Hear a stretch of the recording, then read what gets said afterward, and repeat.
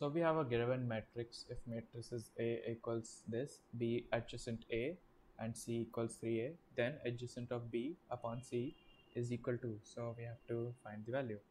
So we are given A. So the value of A will be 11113 minus 1 243.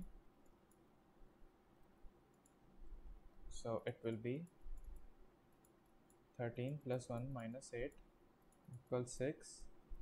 So we can say the value of B is equal to now adjacent A,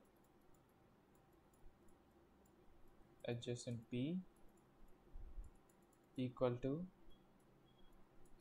adjacent of A